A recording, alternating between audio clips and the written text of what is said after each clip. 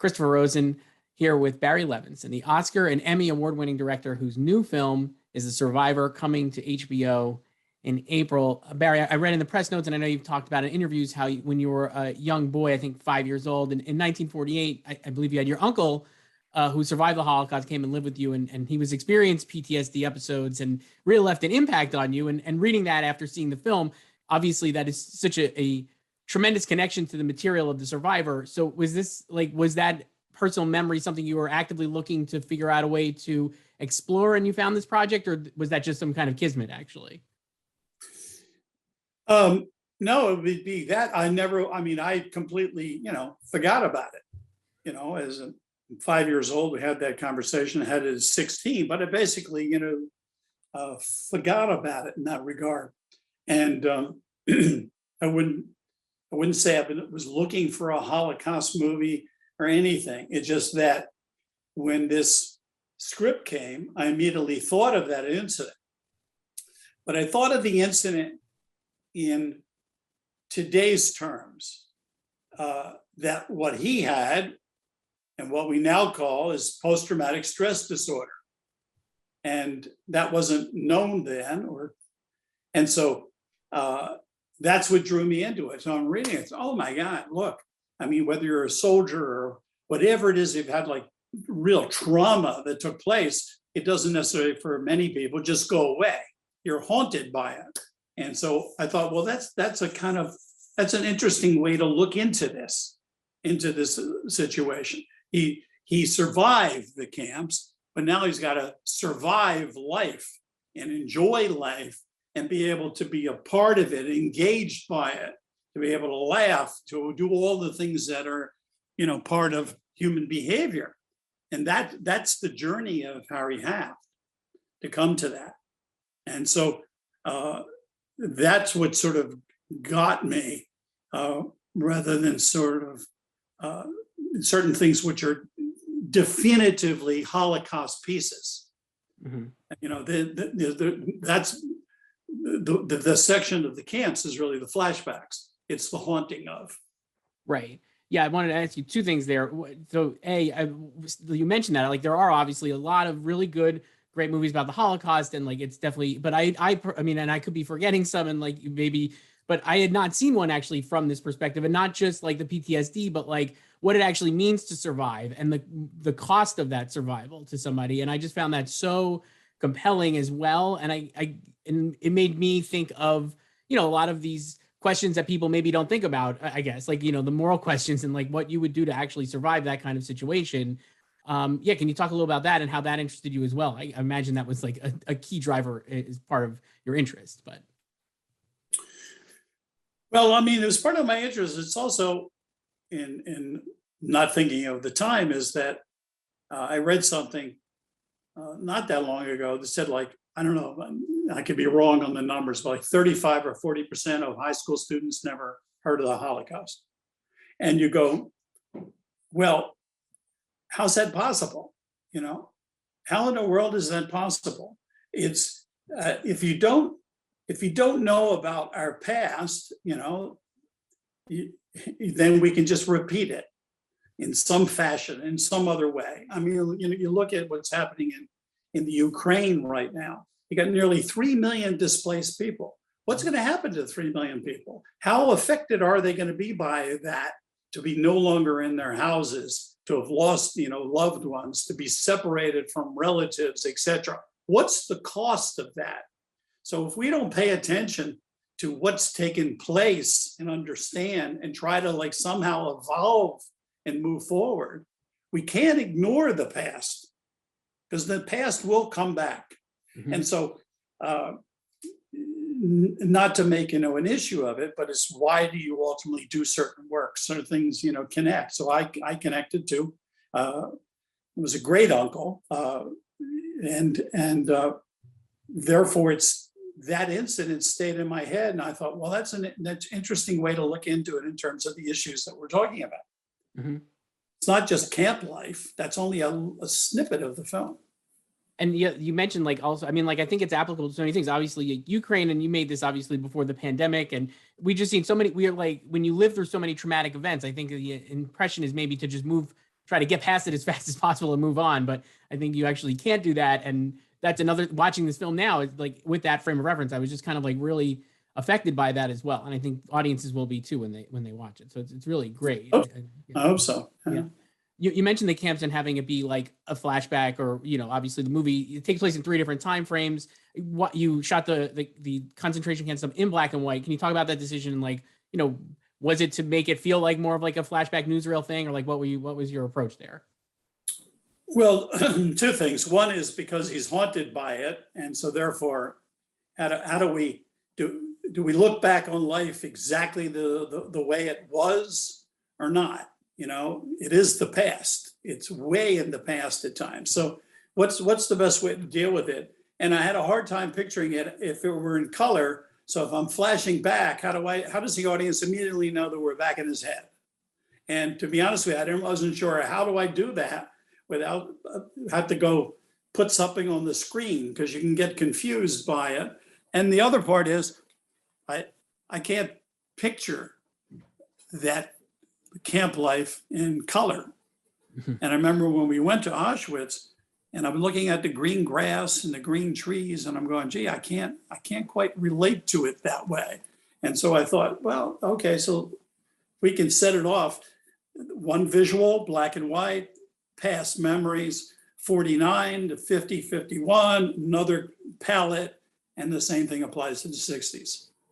Yeah, I think that's, yeah, it's great. I think, and it is a great trick. It's very easy for the audience to follow that. Obviously, you don't need to like you said, like throw datelines and timestamps up. It's totally in that regard. Yeah. Another challenge I imagine is you have Ben Foster here playing Harry Haft, has to lose a ton of weight to play him, obviously, in the concentration camp, and to gain all that weight back. It's a remarkable physical performance. I know Ben worked with you on Liberty Heights. It was his first feature film. Were you like, when you were reading this, were you like, oh, Ben would be good for this? Like, how did you reconnect with him for this project? And like, what made you think he could pull it off? Obviously so much goes into this film, but I mean, that's his performance is so incredible. And like, you built the film on his performance basically. So it's really remarkable. Like, how did you guys reconnect, I guess? Well, when I was reading the script, you say, well, you really need an outstanding actor to be able to pull this off. And to be honest with you, I think that Ben is one of the great actors of his generation. And so I thought this could be perfect for him, you know, and that he can turn into and evolve through the 3 stages of Harry. And so he was the one that said to me right away, look, you know, I think I need to lose the weight because, you know, I don't know how we're going to do opticals, but I think I got to really live through this. And so it was a huge physical challenge, but I understand it because it's not just simply the fact that he's so thin. He wanted to be inside of what is it like, you know, to be literally to the point that, you know, you're steps away from just dying, just of starvation. What is it like? And then to be forced to fight in order to survive. So that was I'm not sure how else we could have done it, but that was his immediate reaction to it, which I certainly, you know, agreed with. The other thing he does so well, and obviously the physicality of the boxing, I feel like you don't really have to cut around him that much. And it's like, can you talk a little about having him be so, I guess, adroitly, like being able to do, how much of that opened it up for you to have him, like, it just feels like he is doing the, you know what I mean? Like, it doesn't feel like you're hiding anything. He's just like there in the ring. Yeah. Yeah. Literally an emaciated individual in the ring. And you can understand, in a sense, survival. You got to survive that fight to live another day. And then what? Another day after that day? And when does it end? And so, you know, there's a lot at stake. And for, you know, Ben to be able to, you know, jump in and do that, I was thrilled that could work out. In the press notes, I think Ben, I was reading, and he talked about how he said there's like an improvisational quality sometimes on the set with you, and how that like really allows for the humanity and the authenticity of the characters to come through. And you mentioned that earlier, like how, you want, how do you live a full life? And I think Harry here, there's a version of this film that's, I think, incredibly, this is a very bleak, dark film, obviously. And like, but I think there's a version of this that's like, like very, very sad. And I think the way Ben's performance and just everything about it, there is an energy to it. And I don't want to say liveliness, but like, it feels like, it is a full life. I think, like you said, it worded very, very well. Can you talk about how you approach that and get that out of the performance? Because I think if another filmmaker maybe would have like maybe leaned on the trauma and the physicality of the performance rather than like also Ben's inherent charm. Well, the physicality is the physicality of it, but I think what you want to deal with the human spirit, and so from the darkest parts to it, to the lighter side of it. I mean, when we visited Auschwitz, and one of the people that took us around that obviously knew a lot, and said, that, which is why it's in the film ultimately, there are those prisoners, would tell jokes. And I remember saying, really? And I said, yeah, because sometimes they would remember a joke and there'd just be a moment that they could laugh. And you go, well, that's very human. You would think, oh, well, you can't have that because it's not, but they did. And so we don't see, the joke telling in that, but he recounts it later on in a couple of occasions and and ends with it. But you just want to find things that just show, the human being, that we are these things. We don't just simply just have, everything isn't just dark. There's these little dark, light, dark, too much dark to the light, but nevertheless, there's a moment of light here and there. Right. Do you have like, looking back, was there like a moment, or what was the biggest challenge for you, I guess, that, or like something you were like, maybe not, you've obviously made, worked on countless films and had such a lot of careers. So maybe you're at this point, you're like expecting all the unexpected, but I mean, was there anything here that you were like, oh, that might be tricky, or how are we going to do this? Or like, what was your experience like on that front? Well, I don't know that I can give you one answer. That's fine. Definitely make the camps look credible. That we had to do. And I think where he's sent, it looks very, very kind of credible. He was in a place, sent to a place which did mining, which I've never actually seen, portrayed before. And we wanted to create that. So we had to build it in a way so we could shoot 360. You just build that camp, even though we were on a very modest budget. I mean, the whole movie's made for $24 million, period. We had to shoot it in 34 days. So it wasn't like we got, a 60-day schedule and we're making it for, 40 plus million. That's all we had. But, you find the ways to get around it to try to tell the story. But I do believe that we needed to make the camps as credible as they could, as opposed to the other aspects of the film as you always want to do. But here you feel like you have a bit of an obligation to try to really nail it as well as you can. Yeah. You mentioned the camps. Obviously, Billy Magnussen plays Schneider, who is the Nazi guard who takes Harry as his fighter. That part is really tricky and complicated. I think the relationship is so complex, and I really loved those scenes together. Can you talk about how did you why Billy for that role, and what impressed you about his work with Ben? Because I think they really work really well together. They did work really. Thank you. To be honest with you, I don't look at resumes of actors. I was sent to tape, which was about 10 actors on there for that role, and I picked Billy, and I thought he was German because everybody else on there was German. And he was, And I said, I wonder if we can fly him in from Germany and, and meet or whatever. I said, no, he's here. I said, he's here. So I had no idea that he was German. But I saw all these other actors, there was a number of them where I thought were, quite good.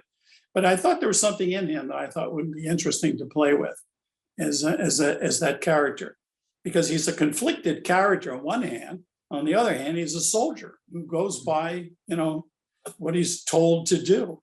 And I thought he was a fascinating character who, in a sense, knows better and struggles with, this is the military, this is my job. And even though he's critical of the Third Reich, but yet he stands behind it in that way, which I thought I thought he was able to handle that quite well. Yeah, and again, another timely, I think, or relevant to modern times depiction of that kind of character. You know what I mean? Like, I think we see that a lot with like politicians and stuff, perhaps, who maybe should know better, but actually don't seemingly behave like that in front of the public, perhaps. So, right. So that another nice wrinkle of the film. Before we have to wrap up here in a second. We were Gold Derby is an award site, if you know, but before we started doing this, I went back and watched your Oscar win for Best Director for Rain Man and your acceptance speech. It's a great moment, and you were up against such legendary filmmakers. I mean, like, Mike Nichols and Martin Scorsese, Alan Parker. It was a great year. What is your memory of that for Rain Man? It was a great film, obviously, and I think, like a movie that they would say now they don't make anymore because it was a top box office hit, won a bunch of Oscars. But what was that experience like for you? What do you remember of it? Well, I have a bunch of different reactions to that question. One, I don't remember anything about that night of the Oscar. That's for one. I don't even remember what I ever said. I don't remember anything. I was totally surprised because we went from one extreme to the other. We went from a studio that saw the film and it was literally like I had decided to turn it into a film where one character is playing autistic, because it was like, what are we going to do? How are we going to sell this movie? Say, I didn't put autism in it. That's in the script. He's autistic, and so they didn't know how to sell the movie. They were not happy about it. There was nothing positive, and we opened to I think $6 million, which was a disappointment for them back then in those dollars. And then the next week we went to $7 million, and they went, and then it went to $10 million a weekend, and then it went to $14 million a weekend, and then of course it ended up being this international hit. And so, for a movie that at that cost then, which was $24 million, that did $500 million. So you went from like, the studio's approach is, what in the world did you give us, to, oh, look at this over here. And that's the business we're in. You can't fall down on the ground and just, give up. It's whatever. It's part of this business. You're sort of praised and you're criticized, and that's just all part of what you're doing. You're trying to tell stories as best you can, and sometimes you can succeed box office wise. Sometimes you don't. Sometimes you do a film that's really well received that doesn't do any business at all, and that's the other part of it. It is what it is. You can't sit there and lament one thing to another. It's part of this business. Yeah, well, it's a great film, Rain Man, still, and I think you're obviously the Survivor shows. You're still at the top of your game here because it's another great film as well. Barry Levinson, thank you so much for doing this. I appreciate it. I appreciate it. Thank you very much.